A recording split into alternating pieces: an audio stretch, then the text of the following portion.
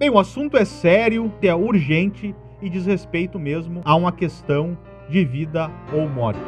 Aglomerações. Eu me chamo Jonivan de Sá e tu tá no Conteúdo Progressista, o teu canal progressista aqui no YouTube.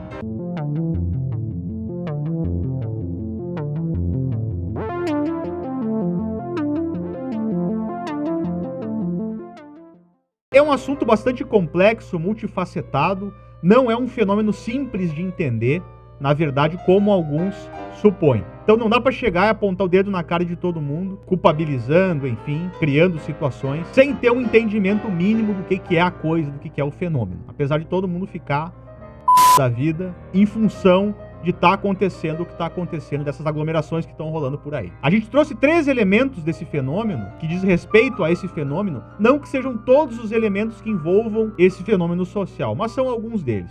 Primeiro, existe um uso político das aglomerações, quer dizer, forças políticas que movimentam as suas bases a partir dessa estimulação da aglomeração. Um caso bastante nítido foi aquela questão do nosso presidente ali, pulando no mar aquele dia, na praia ali, enfim, criando uma situação de aglomeração que já estava rolando, né, agravando essa situação, para movimentar as bases políticas. Então, há um uso político das aglomerações e que vai ter a ver com a estimulação de bases políticas, bases ideológicas.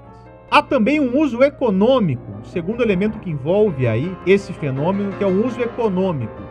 Bem, diz respeito a um descompasso entre os interesses privados do mercado e essa questão do distanciamento, da necessidade do distanciamento social que a gente tem aí frente à pandemia. Então há um descompasso entre interesses privados e interesses públicos, já que o interesse público é a não disseminação do vírus.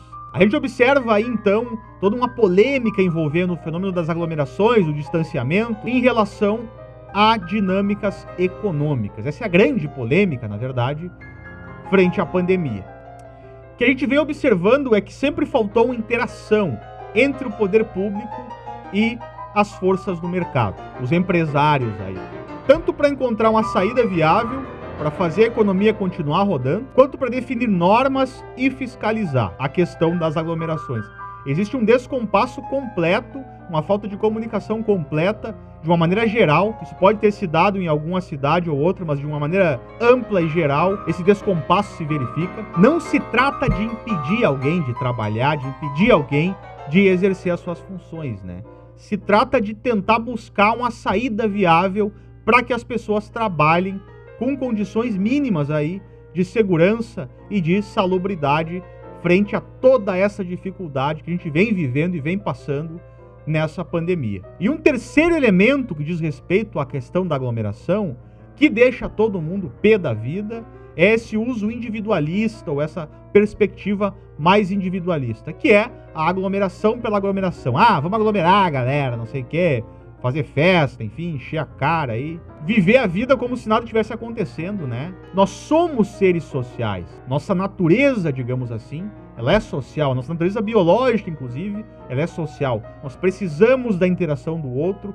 Nós nos constituímos a partir do outro. Por isso que é tão difícil pra gente se manter em distanciamento, se manter isolado, sobretudo. Essa sempre foi uma questão de disciplinar-se para, de criar uma disciplina para o isolamento, de criar uma disciplina para obedecer essa questão do distanciamento. A grande maioria de nós simplesmente ignorou isso, infelizmente. Aí entra a empatia. Eu sempre me pergunto, né, por que não comprar uma cerveja no boteco e tomar em casa, né? Tu mantém a coisa girando, enfim.